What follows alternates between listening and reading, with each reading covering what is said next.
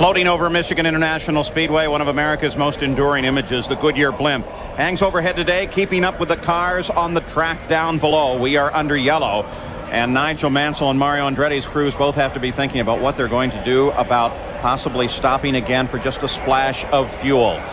Yellow flag comes out because of Marco Greco having to blow an engine on the track. Now, IndyCar teams are constantly striving for more efficient downforce through aerodynamic advances. Some are introduced by the chassis manufacturers, while other individual teams by a different arrangement. Here's Jack. In IndyCar racing, the creation of speed involves a compromise between the creation of drag and downforce. The bigger the speedway, the more important that compromise becomes. Now, the 1993 Lola chassis arrived from England with good downforce and good drag coefficients. But some teams have introduced these side fences to better accomplish the compromise. These side fences increase the overall downforce generated by the car as the air is routed through the side pods. It pushes the rear end of the car down, and the bigger the speedway, the better the stick. It also reduces the overall drag generated by that downforce because now the air is routed up and over the very wide slicks at the back of the car. In fact, drag is created for the most part in IndyCar racing by these big slick tires. Now, these modifications didn't come from the factory in England. In fact, it was an individual racing team that first came up with the idea. The Dick Simon racing team introduced these side fences to racing. And now, as you look at the field here at the Michigan 500, you find most of the Lola cars carry what we like to call Simon side fences. All right, let's go pit side. A report on Raul Boesel. Here's Gary Gerald. Of course, he's been soldiering with that bad clutch situation. He got away out of the pits last time with no problem, starting in second gear, then jamming it into first. Now they're going to bring him back in, Paul. Dick Simon says they were going to make a split-second decision. They want to top him off with fuel. It's still going to be very close as to whether or not he can get to the checkered flag on this load of fuel. He would have 40 laps to go, but every one of these yellow flag laps is going to help him immensely. So here's Raul now in, and not only will they go for fuel, they are going to change tires as well. So it's fresh sticker rubber. These tires are not scuffed.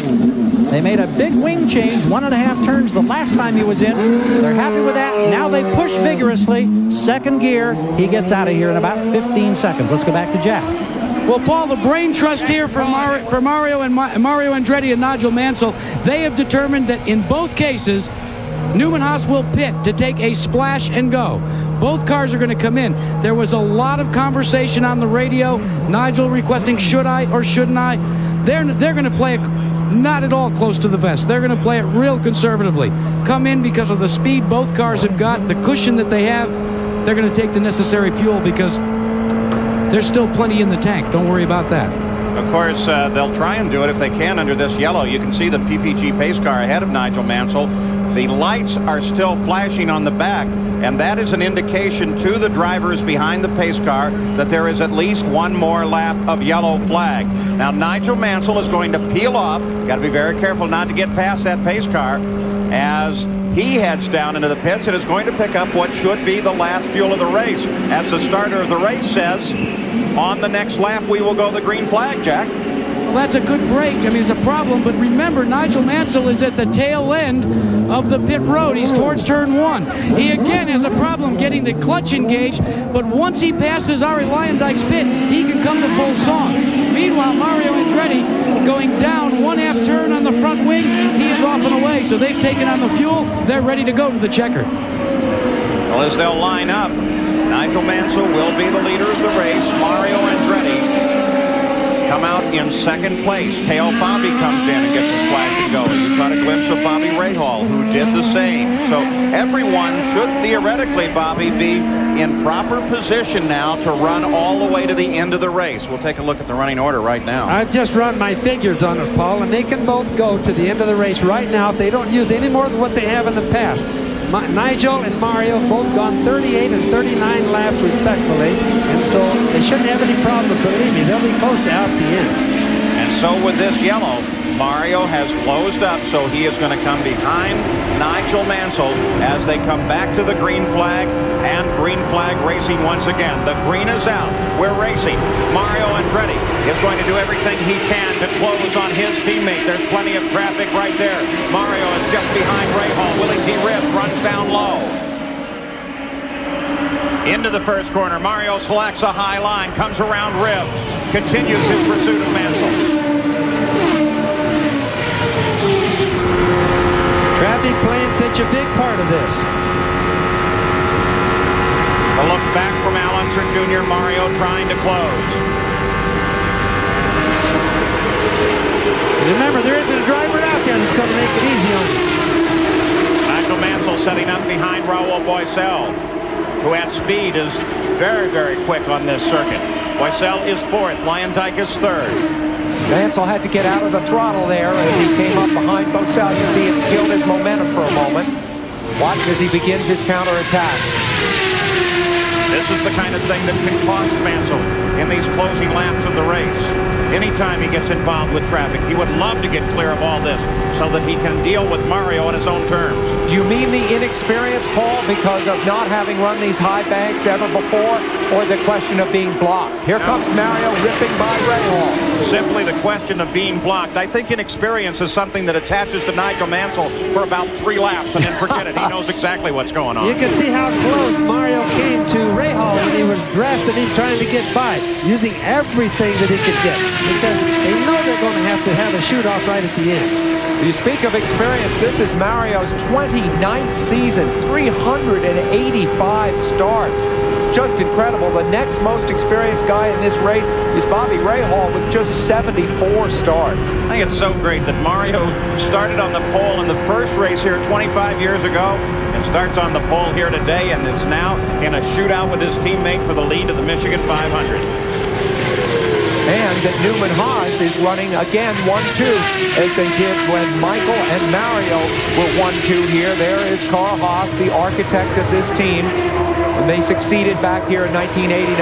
You can see him counting. He's figured up everything he can figure himself right there. But remember, another thing, neither one of these guys really have enough fuel to go on down the road fast. They must keep them in their high gear. They've got to keep everything a little bit conservative because, according to my figure, they can only do about 39 laps compared to what they've done before. Mansell overhauls Boesel, puts him another lap back.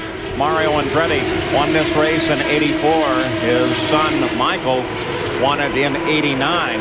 And Mario was second. It was a great super 1-2 for the family. '84, by the way, was the same race that had 15 cars finish, the most ever at the Michigan 500. There are 16 running now.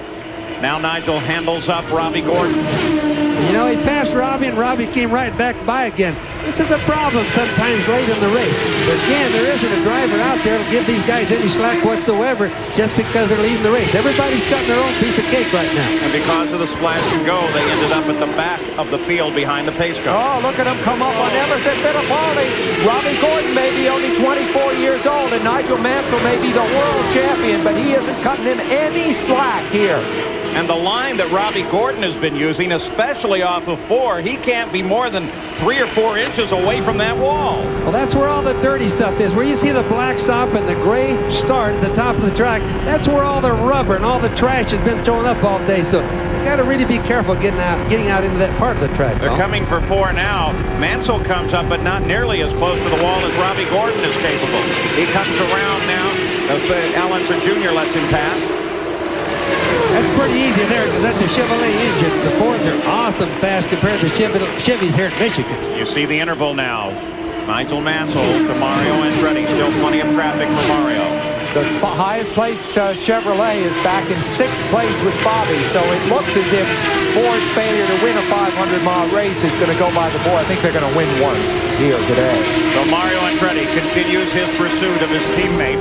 Nigel Mansell is about 3 seconds ahead of Mario Andretti. We'll be back after this message and a word from our ABC stations. Back at Michigan International Speedway. Here yesterday, they ran the final round of the International Race of Champions as Mario Andretti continues to challenge on Raul Boesel, trying to get by so he can catch up to Nigel Mansell. But he is falling somewhat back from Nigel Mansell. Well, the International Race of Champions taped here yesterday is next. Great race. And the winner was? No, I wouldn't do that to you. Stay tuned because there's racing here all afternoon and plenty of drama in the IROC coming up right after the Michigan 500. So Nigel Mansell is the leader. Mario Andretti is the key factor right now as he tries to catch up to Nigel. Mario is still having to handle traffic. Nigel, for the most part, has gotten through all of the traffic and is now beginning to inch away from Mario.